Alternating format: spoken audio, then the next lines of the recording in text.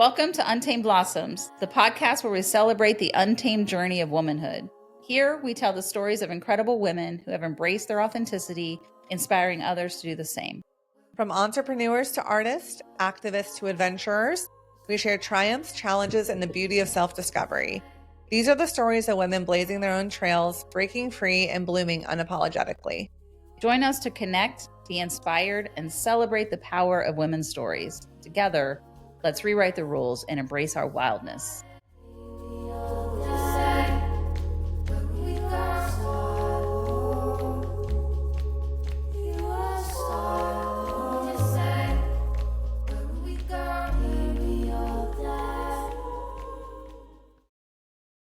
Welcome to Untamed Blossoms. I'm your host, Amanda Riley. And I'm Christy Riley. Welcome to the show. I love this blazer you have going on right now. You know where I just found this? Oh. The table out there of all the donated clothing items we have.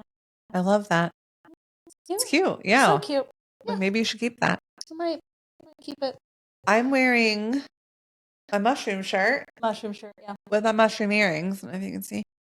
I got these earrings from a local vendor event that I went to.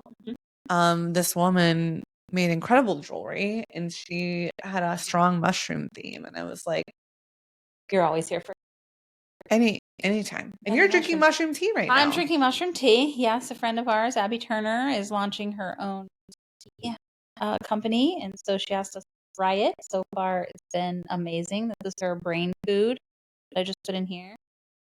We will come back to you guys. I don't think she's quite ready for orders yet, but so far we've. Yeah, we'll definitely have her on the pod when she's ready. Yeah, she definitely wants this. to come on. So I think we're looking at one of the March days. So, perfect. Yeah. Oh, love that. Yeah. Well, today we have an amazing guest. I honestly am confused about how I stumbled across her profile because she lives in Toronto. Yes, I assumed that it was through Beauty Boost or something, but I don't think that's how the connection happened. But I love that you identified with her content so much that you reached out to her. I really do think I ran across her on TikTok, and if I really like someone's content, I will then go to their bio and to their link tree and follow them on other platforms. And she had a video, and I don't even remember what it was about, but she is a specialist of PCOS. Right. And she just had a really great video on TikTok, and I was like, she's a dietitian. Totally. This is how I think you probably got connected. Is that tell me how my mind works, because I don't know. Well, you love all things health and wellness, so you love working out, you love healthy recipes, you love looking at, and her whole messaging, from what I can tell, is very similar to not an extreme diet person, not doing a whole bunch of deletion from your diet, but just managing your diet in a way that can really revert PCOS. So PCOS is polycystic ovarian disease, for anybody who doesn't know. And it's something that really is just a hormone disruption that can cause a whole cascade of symptoms in the body, including excessive hair growth, not being able to get pregnant, all kinds of crazy things with your hormones. So she has literally, by curing herself, like a lot of people, has found a methodology that works for people, that kind of gets them out of that PCOS diagnosis and gets them back on track with their health and wellness. And I can't wait to talk to her. But I'm assuming that she was talking about some healthy options of way to eat, or without being extreme. And because that's really a platform of a previous yo-yo dieter, an extreme dieter. You've done every diet on the planet, and somebody who now just intuitively listens to her body and moves her body and eats well and just makes smart choices. Yesterday, you look amazing. The things that you've done, and you're not doing it in an extreme way. You're just really listening and honoring your body. And I'm guessing that message of hers really resonated with you. That, or she said something real funny.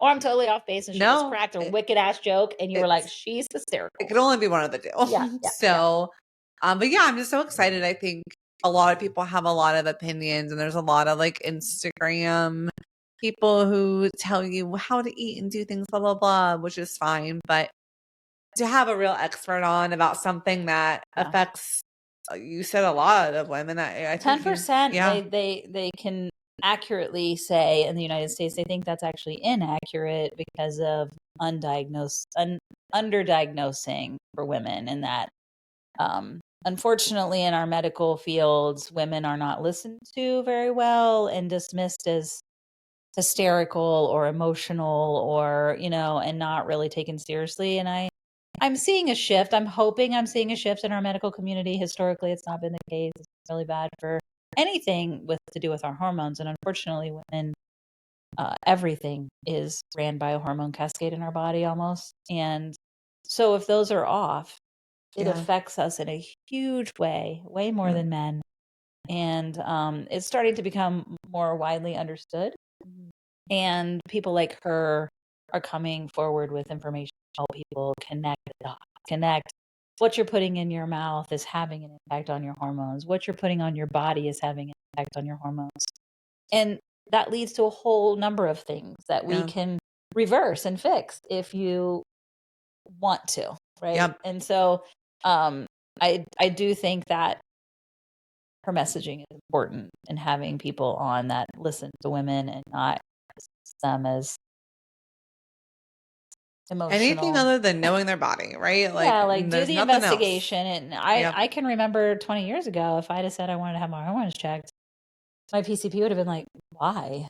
You're young, right? Like there's no reason for that. When really we should all know where our hormones are. And there's so many things interrupting them currently in mainstream society that even young women really are, and get them checked and make sure that they're really at peak capacity. And because otherwise we can't function well without them, and it causes a whole bunch of disease processes. Yep. Yeah, I'm real excited about that. Absolutely. All right. Well, without further ado, y'all. Hi, Julie. Welcome to the pod. Hi. Hi. Thank you for having me. All the way from Canada. That's wild. Wow. We were just talking about how we're not sure how she found you, but we're so glad she did. I actually do know. It's because I am colleagues with Rachel, the founder of the Beauty Boost, who you also had on your podcast. That's why. That makes sense. Connection. We said that might be the case. Yeah. And I thought maybe I saw a video of yours on TikTok and followed you from there. Who can say, honestly? So I'm chronically online.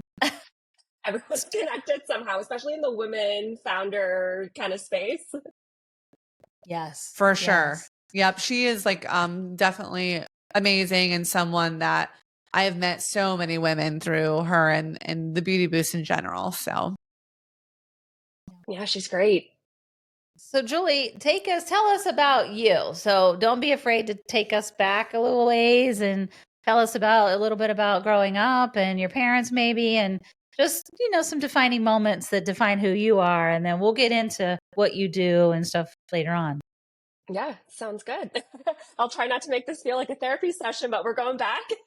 No, we love it. Tell us everything. We love that. Tell us everything. Yeah. Dish. So I'm what you would call a first generation Canadian. So my parents are immigrants from Vietnam, came over here in their early 20s. That classic story of they came over here with no $2 in their pocket. They were car factory workers, had me. I'm an only child. I grew up in Toronto, Canada, and I'm still here. Growing up, obviously, I guess being immigrants and being parents or a child of parents of factory workers, I think money was always an area of contention. So growing up, I always were. My brain worked, I find, a little bit differently. While children at school were, doing video games and social media and whatever they do, I was always figuring out how I could find a way to start a business or make money. When I was in high school, I started an Etsy shop. I was selling stickers on the internet. Oh, that's amazing. You were an OG Etsy girl. I love that. I love that. Yeah. Yeah, that would have been probably like 2010. Wow. And then after that, I was selling feminist quote posters on the internet. And the big defining moment in my entrepreneurship journey was in the 2016 election. I had Hillary Clinton quotes, and one just took off. I don't know what happened in the SEO, but all of a sudden that paid for my first year of university. Oh my God, that's Wow, incredible. Wow, thank you, Yeah. Hillary. Yeah. And then I started school, finished high school, and I guess, again, being the child of Asian immigrants, I didn't pursue entrepreneurship as a career. I did the stable, what the parents tell you to do. So I went into healthcare. I've always kind of enjoyed the science side of things anyways. So I got a degree in nutrition and dietetics. I went through 6 years of school, 2 degrees, 1 year of clinical training, and became a registered dietitian. So unfortunately, in 2020, when I graduated, that was, well, we all know Oh what boy. happened in 2020. No And boy. so imagine being a new grad in your early 20s and getting thrown right into the hospital setting. Not Wow. fun. In the Yeah, middle of so a pandemic. Yeah. in the middle of a pandemic, I was working in the ICU. I was working in long-term care. A lot of people don't know dietitians were frontline workers as well. So some things that I did were tube feeding patients who couldn't eat, for example, patients on ventilators. In long-term care, everyone was being isolated. So of course you got to make sure that they're still getting their proper meals, staying hydrated. Dehydration was a major impact in people being more vulnerable to getting COVID. And I ended up doing that for 2 years. As you can imagine, 2 years was enough. And Yeah. after that, I just, the entrepreneur brain started spinning again. And I said there had to be something else. This is just not for me. I couldn't sustain this long term. So around that time, I started looking for remote jobs. There's lots of like virtual clinic type of positions available in my profession. And I, on the side, started sharing some of my burnout journey on TikTok. And it felt like almost overnight, I had this huge flood of other burnt out healthcare workers being like, how did you do that? And within the span of like under a year, amassed 130,000 followers on TikTok, accidentally started a remote job board for healthcare workers to help them also find other means of work. And last year, I decided to sell that business, and around that time, in the midst of all of the mess, I also got diagnosed with PCOS, polycystic ovary syndrome. A lot of people don't know that it's actually the leading cause of infertility. Up to 12% of all women have this condition, so very common. It's there's no treatment, there's no cure for it, and there's a lot of noise around this area.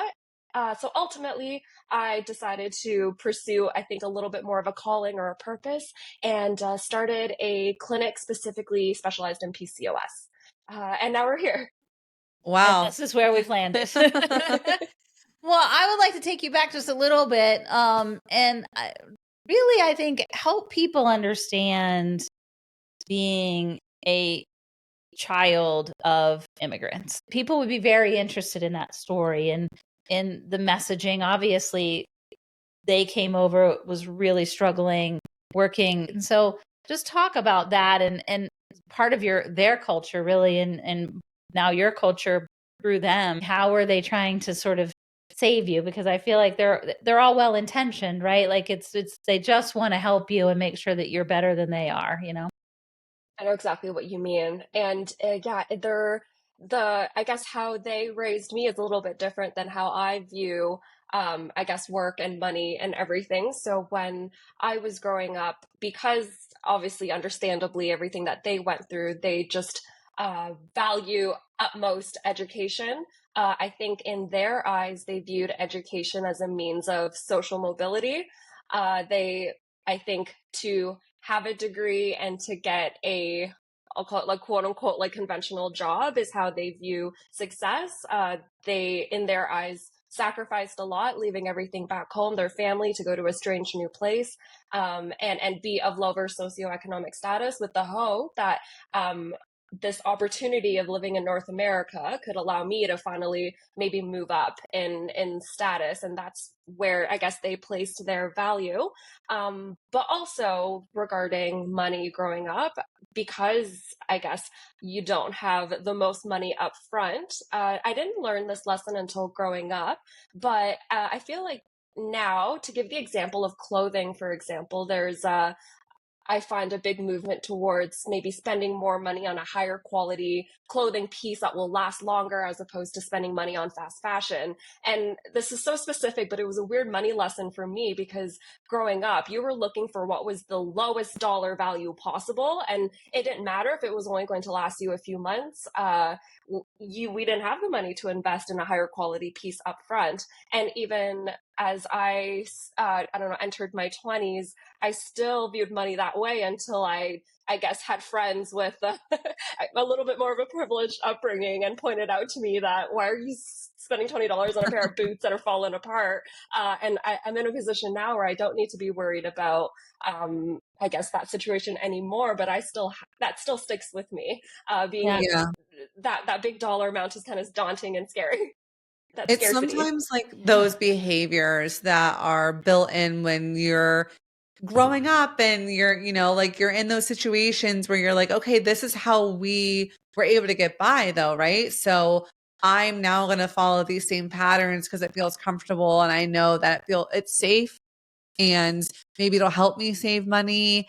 And then when you learn better, you do better, right? But it's definitely a hard pattern to get out of. And I can't imagine the amount of maybe pressure you felt to be like perfect, just like the perform without being really to be able to take a breath and self-reflect on all those things. Yeah, I think it's an unspoken burden that I'm only recently hearing some narrative around on social media, which is the first generation North American children having that pressure. And it's not that their immigrant parents even put that pressure on them, but we put it on ourselves to make something of ourselves because of the sacrifice that our parents made. And it's a big lesson. I think the other thing regarding like stability versus entrepreneurship, that was another really difficult thing for me because if it were up to me, I would have, after high school, gone right into entrepreneurship and started my own business and just taken the plunge. But there were a few barriers to that too. Not only, I guess, the pressure from your parents of getting a more stable job, but I also find when you've grown up in that scarcity, you get in your own way too. I think it's a privilege to be able to take a risk and make big moves for going stability. I think that's a privilege in and of itself. I think I've always been someone to make sure there was always some kind of cushion just in case. And maybe that was from my upbringing. And so it took me 5 years to finally take the plunge to do entrepreneurship full time versus maybe somebody else more privileged could have had the risk tolerance to do it a lot earlier than I. Yeah. What did you learn from starting your Etsy business and, doing the online merchandise and all of that? Like that's definitely a smart way to phase into it. So what did you take from that time into what you're doing now? Yeah, I felt like I I almost feel like I traded my childhood for learning business, but I don't regret it. My starting that business, I learned a lot about business fundamentals. I never had any formal like business education in school or anything. I in my teenage years was just looking on the internet. I learned what SEO meant. I learned how to do good product photos, learned about marketing. I did it all on YouTube and Google, taught myself how to invest and buy stocks. This is something that, I mean, there's so much narrative on just personal educate or personal finance not being taught in schools, but especially in an immigrant household, there's still, my parents still have the fear that the government is going to take your money away. Growing up in communist Vietnam, they're terrified to invest in stocks, and I had to teach that to myself. Yes, things that we don't really think about, right? Like those things carry forward for them, When you went to school, right, and you're like, okay, I'm going to be into the healthcare field, right? And this is what I'm going to do. Did you know when you were taking those courses in school, like, this isn't maybe something I want to do long term? Or were you like committed to saying like, I'm going to make this work and see what happens? Did you ever have that pang of doubt? I did, but I think I was mostly still believing that I could have that Grey's Anatomy hospital life. That was what I was fantasizing. And I think most of my schooling, that's what I thought my life was going to look like.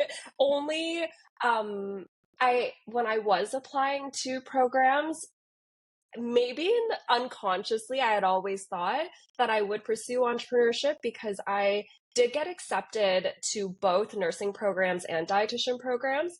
But what made me choose dietitian was the option to have your own practice, or at least it's just a little bit more, the path is more straightforward as a dietitian to start a clinic as opposed to being a nurse, although it is possible for a nurse too. I maybe unconsciously had always opened that door to the possibility of having my own business. I love But that. at the time, I was still wanting to be that Grey's Anatomy hospital girl. Like, where's my McDreamy? Where is he? I was a nurse for 27 years, so I promise Wow. you that is not the case. Y'all, any of you It's like 99% female. 99, yeah, like this is not how the hospitals No bunch of operate. hot doctors and available men throwing themselves at you, I guess. No. Unfortunately. The logistics of it, what they do on a daily basis on that show, absolutely not. Like none of it. None of it's real. Because if it was like that, you wouldn't have burnout at the extent that you have it in a hospital setting. And Yeah. you've experienced it. I experienced it. Almost everybody I knew experienced it at one point or another. As a nurse, we had the privilege of just going to a different unit, which would give you a whole different perspective on caring for a different population. And so at least as a nurse, you can kind of reinvent yourself by moving around. As a dietitian, I would feel like that's somewhat limited, like it changes a little, but not dramatically, maybe enough to really alleviate some of the burnout symptoms that you would feel. Yeah. So tell us about how you inadvertently started a little job board for other nurses. So when I started a TikTok account, maybe dreaming of that hawker influencer kind of life, and I had no intention of starting a job board out of it. So when I was sharing some of my journey on TikTok, I guess just seeing the views, all the followers, the virality that I was getting speaking on this topic, I had no idea what I was going to do with this, but I knew I wanted to do something. So one business decision I made that I'm really glad I did was in my bio, created an email waitlist. So anyone that was interested in learning more about remote healthcare jobs, they would put in their email. And I had no idea what I was going to do, whether this was going to be a service, a product, a newsletter. I had no idea. I just knew I wanted to build that audience as soon as possible. You always hear, I don't know, Jenna Kutcher and all those marketing people on the internet saying that you got to build your email list. So I did. And I probably started that email list around December. And then March that following year, I had 20,000 people on my email list. Wow. That's incredible. That's crazy. What platform did you use to gather that? Did you manually do that? Did you invest in a system? I was doing Flowdesk for my email, and I was using StanStore for my link and bio. So similar to a link tree or what a lot of social media folks have. That's awesome. So let's pivot a little bit to PCOS. So tell us about your journey, even finding out that you have PCOS was a pretty straightforward thing. My understanding of PCOS and people that have struggled is that the diagnosis did not come quickly or easily necessarily, that it was sometimes a long, drawn out thing to try to figure out what was wrong with them and maybe just give people, your overview on PCOS and the treatment of that. Yeah, and I'm so glad we're talking about this. I know your audience is women as well, and I think it's so important that everyone start to know because there are so many things I wish I knew earlier. So I think as people are just starting to learn about PCOS, you'll start to learn that it's an umbrella of a lot of different potential symptoms. It's not as simple as it's just a fertility condition or it's a condition that causes you to gain weight. It looks very different, but a lot of people don't know. Even as a clinician, I also had no idea. So I did have patients with PCOS who were struggling with their weight or their blood sugars. And that was the type of PCOS that I was seeing in my profession. So I had no idea that it could look different for different people. But we're getting a little TMI. Basically, throughout my entire life, I've always had irregular cycles. And some people told me that that's a normal thing. If you've always historically had irregular cycles, and maybe that just is your normal. So I didn't think much about it, but finally in my mid-20s, around 25 years old, I decided I should probably get this checked out. I want to be a mom in the future. I don't know if irregular cycles also means this is going to impact my fertility. So I went to this is a very Canadian problem, but there's such a shortage of doctors that a lot of people actually don't have family doctors. So I was also navigating that. But finally, I went to a walk-in clinic and just said, I have irregular cycles. I want to figure out what this is all about. The first doctor that I saw gave me some very generic blood work that didn't really tell you anything. Anyone in healthcare, what they did was just a CBC. You just see your very standard blood test. They looked at my iron. They looked at a couple hormones, but nothing that gave you any definitive answer. And after all of those standard tests came back normal, the doctor just said, you have PCOS. And I said, okay, what can I do about it? And she's like, that's it. You just come back to me when you're trying to get pregnant, or we can go on birth control if you want. And this is the story that many women are told. Only after I started working at an endocrinology clinic with a whole team of endocrinologists, and a lot of people don't have the privilege of this, but I was speaking to my colleagues who are actual endocrinologists, and they told me that actually you're supposed to test so many other things. You're supposed to test your blood sugars, your A1C, your insulin, your testosterone. You have to do an ultrasound to see if there's actually cysts or not. I had no idea.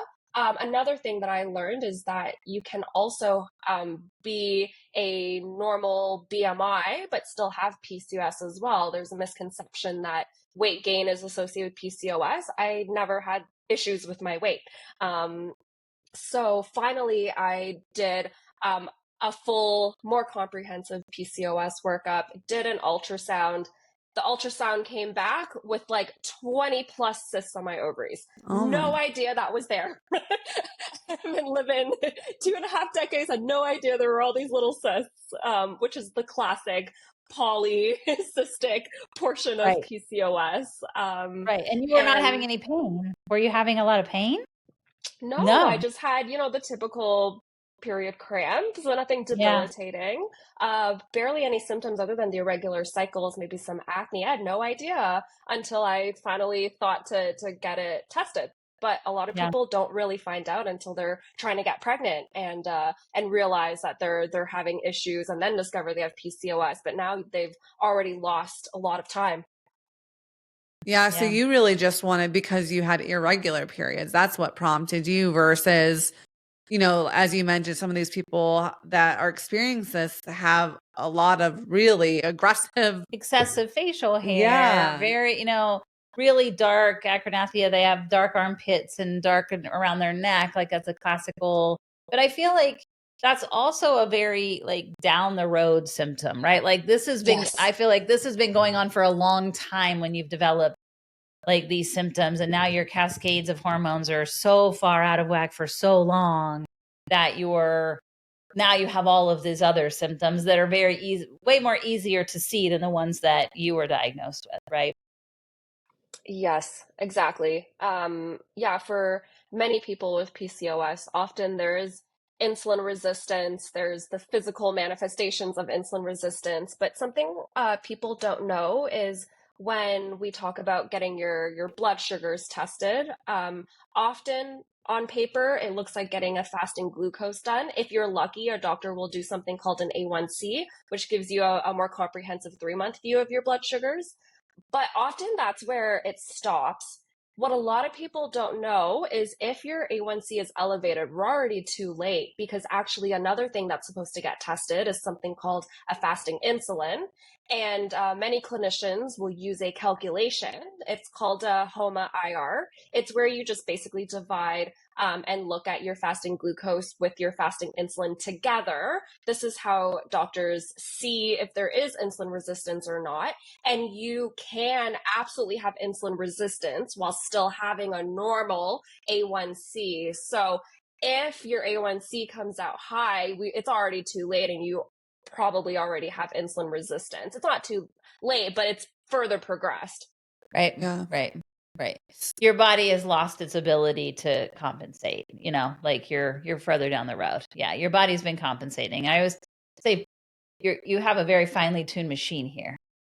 And once it gets out of whack, it's going to continue to fix itself. So by the time you become symptomatic in something, the body has done lots of work to try to fix it before you ever get symptomatic. So you're farther down the road than you believe when you do finally become symptomatic of something.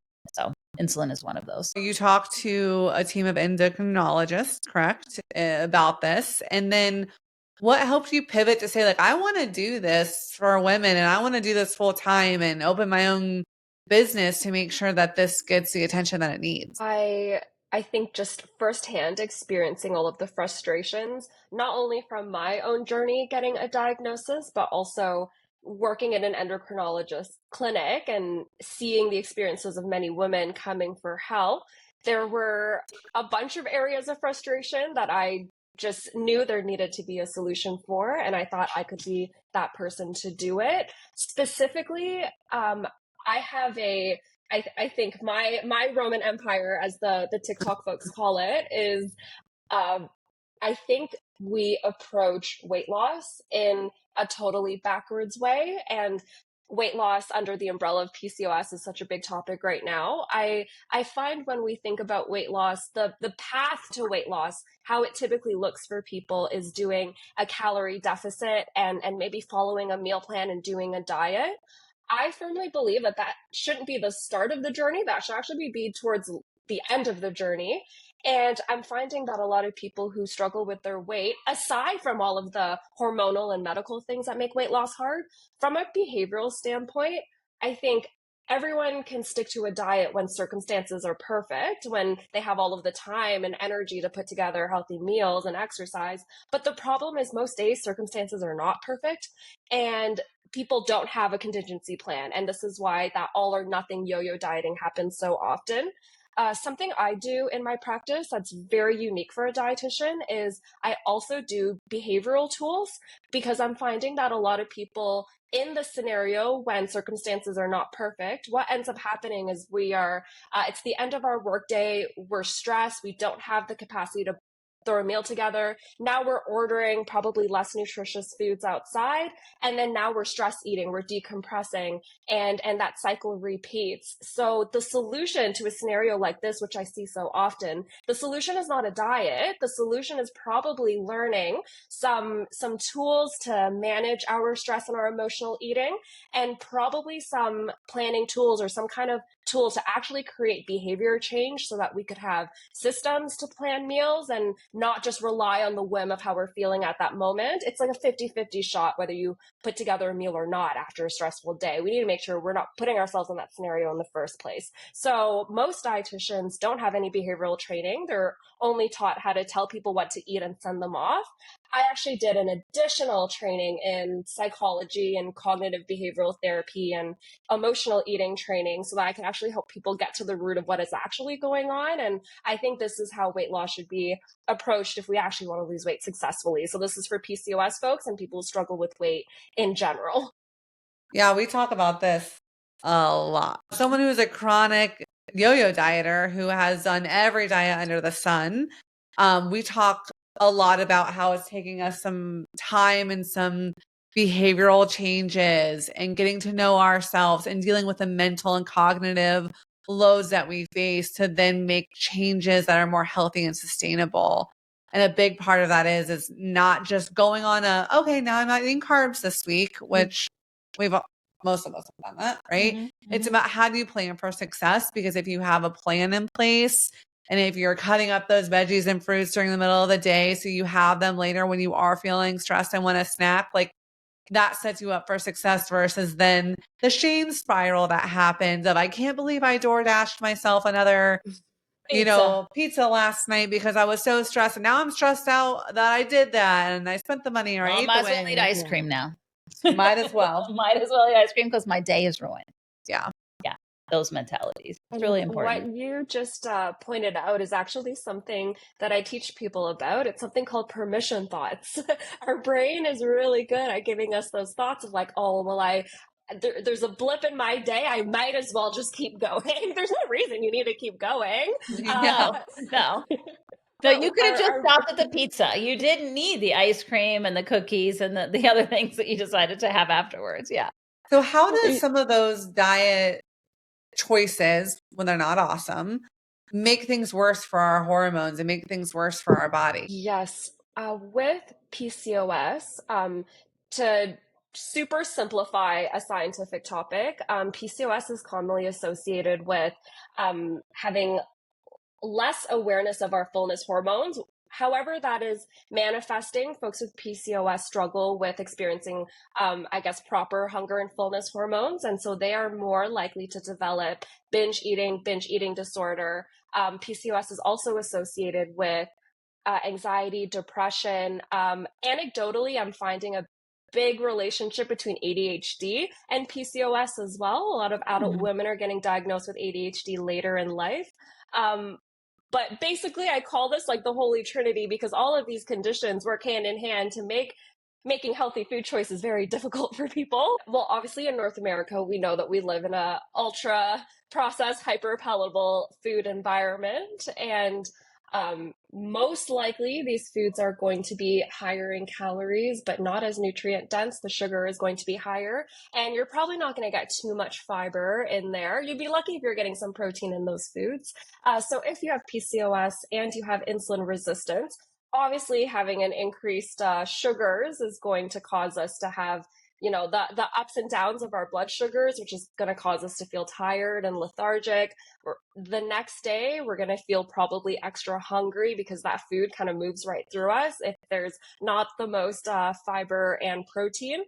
And I'm not 100% sure of the strength of the evidence on this, but there are theories floating around about how hyperpalatable foods can signal those dopamine receptors and cause us to have increased cravings for these types of foods. And our taste buds are not as satisfied eating just, regular vegetables and protein and home cooking, and continues a spiral of lots of cravings and then the guilt afterwards creates a cycle.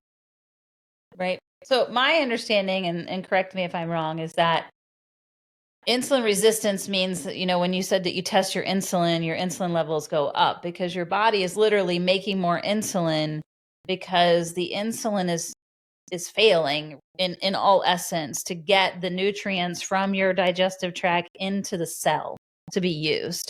And so the cell keeps sending out a signal like, we need more energy. We need more energy. And insulin is the thing, literally the caboose, if you will, of a train, that the piece of the train that grabs the nutrients and puts it into the cell. And without the insulin, that transfer can't happen. And so you just end up with this constant signal of, I need more energy, I'm hungry, and constant lethargy because you can't, that communication device is broken down. And so you have this really high insulin level in your body, but you really can't use the insulin because it's, and so you can't, and then you end up with high sugars because that you just keep eating more and you have more of that in your bloodstream and it can't get into the cell properly. Is that correct? Yeah. Basically, your organs are just not recognizing insulin as a friend anymore. It's just saying, I don't know who you are. You're not coming into my party. And all of a sudden, insulin has nowhere to go now. It's supposed to enter the parties going on inside the organs, but instead, it's just lining up in the bloodstream and it has nowhere to go. And so now your organs are not getting the insulin, the sugars, the fuel that it needs. The insulin is hanging out with nowhere to go. So now we got high insulin levels in our blood work and our bloodstream. And then our cells are also thinking that it's still starving. And we're not feeling those fullness hormones happening. Our body is storing on more weight. It's thinking it's not getting enough food. We got increased cravings. Not a fun scenario. So tell us the steps, because my understanding is that PCOS you can reverse a lot of the symptoms of PCOS, which is why you have to work on it for fertility, right? To get people back to ovulating and their cycle to be normal again.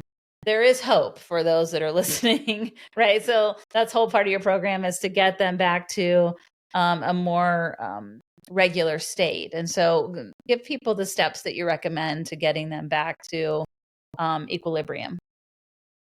Yes. The good news is there definitely is hope. PCOS is not a condition that will 100% go away or be cured, but you can definitely live a very happy life with children and with very minimal symptoms as long as we can keep those managed.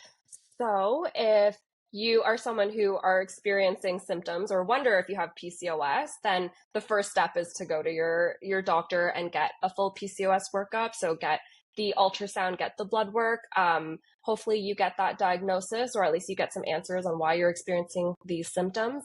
If you do have a diagnosis with PCOS, I wish family doctors had the time to do the proper treatment and education, but they're obviously very overworked. Family doctors in general, some will give nutrition advice, but most of them do refer to a dietitian anyways. They're not comfortable doing that more holistic type of counseling. So your best bet is to have a team. With your care, ideally you have an endocrinologist and or a gynecologist on your team to address the fertility, the medical side of things. And then ideally you have a registered dietitian on your team who can give you the nutrition education to know what to do next.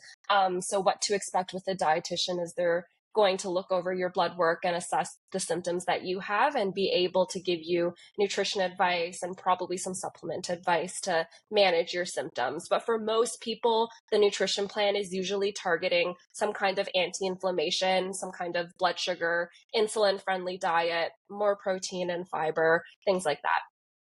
And that's what your clinic offers, is the online service of having the dietitian portion of that, correct? Or do you have a whole team that handles, you work with a physician? My hope, my hope for the future is to have kind of that one-stop shop. So for Nice. now, it is just dietitian services, and at least where I am in Toronto, I have a good referral network where I have some endocrinologists, and together we will kind of act as a team. But I'm hoping in the future we can expand. So for now, it's purely the dietitian services aspect, which would give you the nutrition and supplement support, but also actually hold your hand along the way and provide some of that behavioral counseling if that's what you need to actually implement the nutrition plan in the first place.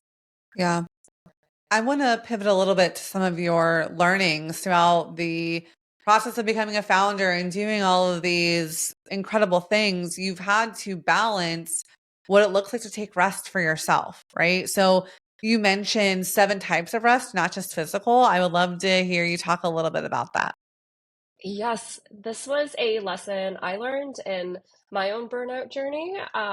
Albeit I was only in the hospital for a few years, so I'm sure a lot of people, even outside of healthcare, I think post-COVID, you're starting to hear more people talk about burnout in their corporate careers, and I think just historically we had that path of hustle now and then enjoy your life later. But now with the rise of the burnout conversation, there was one important lesson that I learned, which is once you have already reached burnout and have the symptoms of anxiety and hopelessness and poor sleep, physical rest and taking time off and leaving your job, all of those things can help towards improvement, but that alone doesn't actually quote unquote cure burnout. So this is something that I learned from my therapist. Also, if you're burned out, go to therapy for sure. But in that process, what I found personally was I left my hospital job, found a job that allowed for more balance, but I was still feeling apathetic. My external environment was a lot better. I had more time for myself. But during that time, I still had no idea what I even liked anymore, how I want to spend my time. There's also no drive or passion to even do anything but lay on the couch.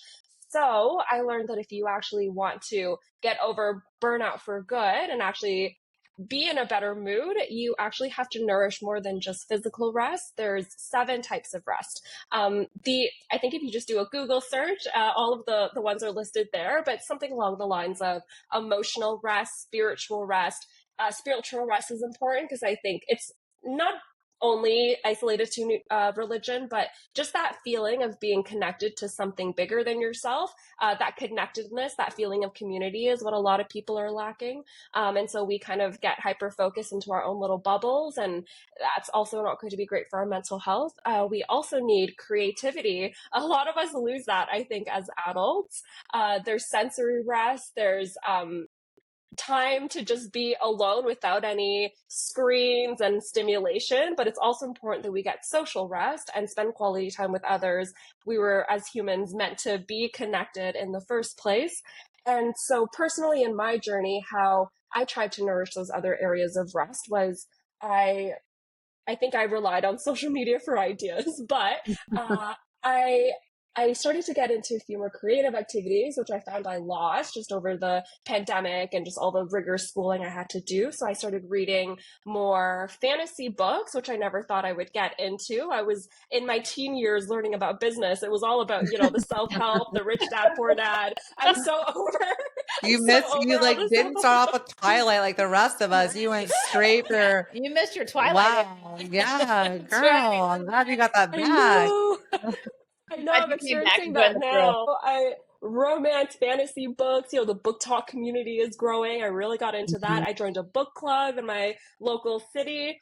And then I also joined an entrepreneur club. And it's a really great community of younger founders who are also passionate about health on top of building a business. And all we do together is sauna and cold plunge, which is something else I really enjoy. And so those things kind of help me find those other areas of rest. Yeah, and then you talked a lot about being vulnerable with that too, right? And not being afraid to share the ups and downs of being a founder and being in the wellness community and just letting people see you because that's how people will find you and relate and connect. Yes, I think 2025 marketing is different these days. And when you have a business now, it's not as simple as just having a good product or a good service. I think if you go on Google, there's the paradox of choice. There's a million different options out there now. In my own experience, I found that vulnerability and showing a little bit more in the background behind the founder, behind the brand is a more successful social strategy for myself. With my job board, I was able to build that community before the business was even started because people connected with me and my burnout story. And then I'm finding now in my PCOS practice that just the pattern that patients are experiencing with feeling dismissed by their doctors, whether because the doctors just don't have time to do any counseling or the fact that there's limited treatments. A lot of patients with PCOS are finding that they're feeling dismissed, and they I think have a bias towards working with someone who they think that can understand them. So obviously, if you have PCOS yourself, this is what I'm finding is drawing patients to my practice is because patients just want to feel heard and they want to feel connected to the owner, the founder, the clinician. And I'm trying to find a way to weave that into my social content and share a little bit more behind the scenes. And I'm finding this is what is helping me stand out on top of all of the other clinics available on the internet. Yeah. Perfect. I agree. If I see somebody online that doesn't read as authentic to me, or that I definitely am drawn to the authentic side of people and people being vulnerable about their story, that will keep me as involved in their content versus just not, just selling a product. I'll be like, no, moving on. So where can people find you online? And then can you just give a rundown of what you do provide in terms of services? Yes. So my clinic is called July Health Clinic, and you can find me on Instagram, on TikTok at July Health Clinic. My website is julyhealthclinic.com, and if you're in Canada and a few certain provinces, I'm accepting patients right now for one-on-one care, but I'm also working on this year a online community. I realized just the need for this in the PCOS space. And so this will be to come this year. But for now, follow me on Instagram at July Health Clinic, and you will be in the loop when that launches. And that will be available to anyone, anywhere. Perfect. And then tell us if you have any or list of 2 or 3 women that have inspired you along the way in your journey that you would like to give a shout out to. I I have some local women that I want to lift up. I was actually going to shout out Rachel from the Beauty Boost. I think her handle is the Beauty Boost Ohio. She has a wonderful business connecting women together in different cities across the U.S. Really inspiring founder. The second person I want to give a shout out to, her name is Jessica Takamoto. I think her Instagram handle is Jessica Takamoto Fitness. She has a dance fitness studio called Shine Fit. It's in Toronto, but she also does virtual classes. She has virtual memberships. This girl just has so much energy. She comes from a dance background and started this wonderful community, wonderful gym, does these dance, musical theater, dance fitness type of classes, and builds a great community of anti-diet culture, women empowerment type of community. So I think these two women are super inspiring and who I'm also following a little bit on how to build my own community. They've done a great job of building that vibe.